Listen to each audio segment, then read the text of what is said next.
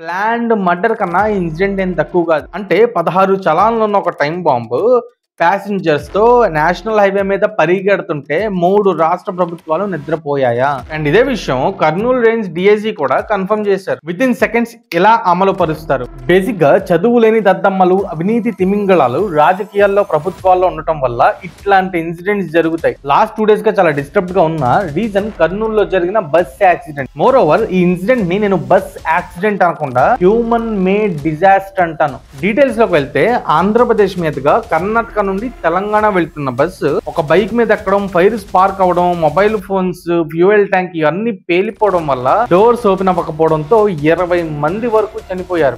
ఈ చనిపోయిన వాళ్ళందరూ జనరల్ కంపార్ట్మెంట్ లోనో లేదా ఫ్రీ బస్ లోనో ట్రావెల్ చేస్తున్న వాళ్ళు కాదు. 1500 నుంచి 2000 వరకు స్పెండ్ చేసి ఒక లగ్జరియస్ అండ్ సేఫ్టీ రైడ్ ని ఎంజాయ్ చేద్దాం, ఇంటర్వ్యూస్ కు వెళ్దాం, పండుగలకు వెళ్దాం, ఆఫీస్ కు వెళ్దాం, ఫంక్షన్ కి వెళ్దాం, తెల్లారితే మన గమ్యస్థానాలకి చేరుతామన్న కాన్ఫిడెన్స్ తో టికెట్స్ బుక్ చేసుకున్న వాళ్ళు. బేసిక్ గా ఇన్సిడెంట్ స్టడీ చేసే ముందు నేను కొన్ని పాయింట్స్ అనుకున్నాను.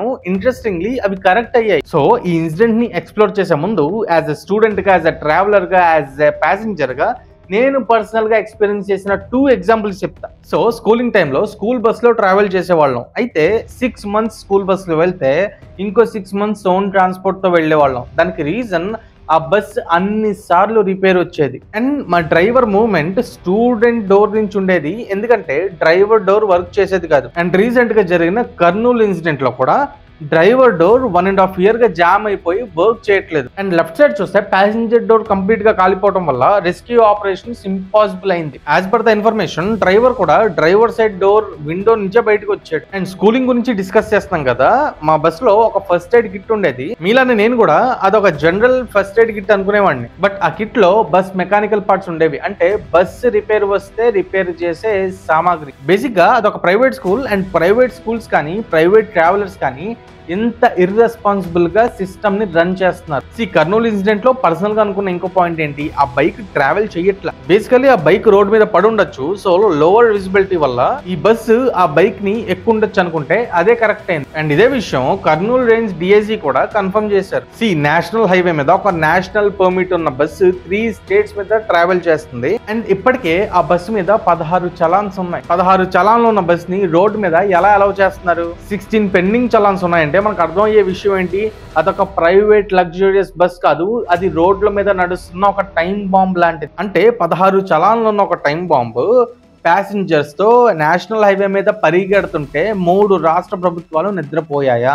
పాయింట్ నెంబర్ 1, ఈ 3 states లో ఉన్న ట్రాన్స్పోర్ట్ మినిస్టర్స్ రిజైన్ చేయాలి. అండ్ పాయింట్ నెంబర్ 2, ఈ బస్ ని ఎవరైతే పర్మిట్ చేశారో ఆ ఆఫీసర్స్ ని డిస్మిస్ చేయాలి. అండ్ పాయింట్ నెంబర్ 3, ఈ బస్సు ట్రావెల్ చేసే రూట్ లో ఉన్న concern department officers, break inspectors కావచ్చు, ట్రాఫిక్ డిపార్ట్మెంట్ కావచ్చు, ఎంతమంది అయితే వర్క్ చేస్తున్నారో వాళ్ళందరినీ విధుల నుంచి తొలగించాలి. నేను అనేది సస్పెండ్ చేయడం, మళ్ళీ పోస్టింగ్ ఇవ్వడం కాదు, డిస్మిస్ చేయాలి. అండ్ ఈ బస్ ఏజెన్సీ ఏదైతే ఉందో ఆ ఏజెన్సీకి కంప్లీట్ పర్మిషన్స్ క్యాన్సిల్ చేసి వాళ్ళని అరెస్ట్ చేయాలి. బేసిక్ గా చనిపోయింది సామాన్యులు కాబట్టి ఈ చేంజెస్ ఏమి ఇంప్లిమెంట్ చేయరు. కానీ ఇదే బస్ లో ఒక పవర్ఫుల్ పాలిటీషియన్ ఉంటే ఇమీడియట్ గా ఈ చేంజెస్ ప్రతి రాష్ట్రంలో విత్ ఇన్ సెకండ్స్ ఎలా అమలు పరుస్తారు. అండ్ ఇంకొక ఎగ్జాంపుల్ చెప్తాను కదా, పాయింట్ ఏంటంటే ఢిల్లీకి ట్రావెల్ చేసే టైంలో చాలా డేంజరస్ గా ఉండే హిమాచల్ ఘాట్ రోడ్ లో సాంగ్స్ వింటూ మా బస్ డ్రైవర్ డేంజరస్ డ్రైవింగ్ చేస్తున్నాడు.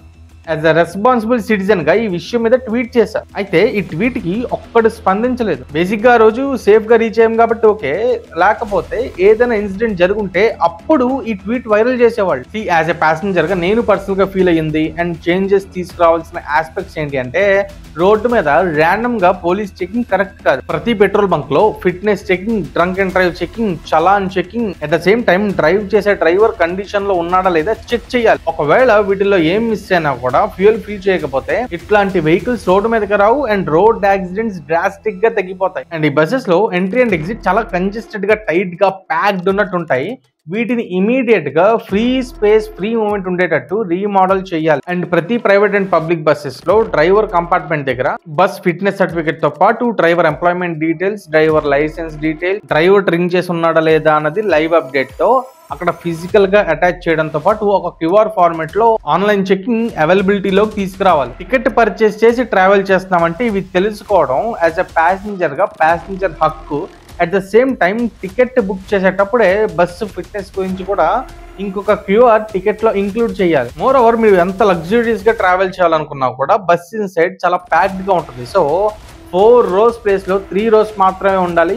ప్రెసెంట్ బస్సెస్, ఫ్యూచర్ బస్సెస్ ఎన్ని బస్సెస్ రన్ అవుతున్నాయో అన్ని బస్సెస్ లో ఒక రో రిమూవ్ చేయాలి ఇమీడియట్ గా. ప్యాసింజర్ సేఫ్టీ కన్నా ఏది ఎక్కువ కాదు. సో ఇట్లాంటి రూల్స్ ఇమీడియట్ గా అమలు చేయాలి. ఫ్లైట్ లో ఎలాగైతే సిస్టమ్ ఉంటుందో బస్సెస్ కూడా స్టార్ట్ అయ్యే ముందు ప్రతి డోర్ ఓపెన్ అవుతుందా లేదా అనేది ప్యాసింజర్స్ కి చూపించాలి. సో బస్ స్టార్ట్ అయ్యే ముందు ఇలాంటి ఇన్సిడెంట్స్ జరిగితే ఎలా తప్పించుకోవాలి అన్నది ప్యాసింజర్స్ కి అర్థమయ్యే విధంగా ఒక మాక్ డ్రిల్ చేసి చూపించాలి, ఎక్స్ప్లెయిన్ చేయాలి. ప్రతి విండో గ్లాస్ దగ్గర ఒక హ్యామర్ కంపల్సరీ చేయాలి. ఇవి నేను కొత్తగా చెప్తున్నవి కాదు, రూల్స్ ఉన్నాయి, కానీ ఎవ్వడు పట్టించుకోడు. ఒకవేళ పట్టించుకున్నట్లయితే ఇన్ని చలాన్స్ ఎందుకు పడతాయి? ఒక బస్సు మీదే ఇన్ని చలాన్స్ ఉన్నాయంటే ఈ కంపెనీకి ఎన్ని బస్సులు ఉన్నాయి, ఇట్లాంటి కంపెనీస్ ఇండియాలో ఎన్ని ఉన్నాయి? అండ్ బస్ లో స్క్రీన్స్ ఉంటాయి కదా, సో ఇలాంటి ఇన్సిడెంట్స్ జరిగేటప్పుడు ఎలా తప్పించుకోవాలన్నది ఆ స్క్రీన్స్ లో ఎప్పటికప్పుడు డిస్ప్లే చేస్తూ ఉండాలి. At least every half an hour కి ఒక వీడియో డిస్ప్లే చేయాలి. నార్త్ ఇండియాలో ఎలా ఉంటదంటే బస్సు సిండికేట్ నడుస్తుంది. మనం బుక్ చేసుకున్న బస్సు, ట్రావెల్ చేసే బస్సు సేమ్ ఉండదు. సో ఇలాంటి వాటి మీద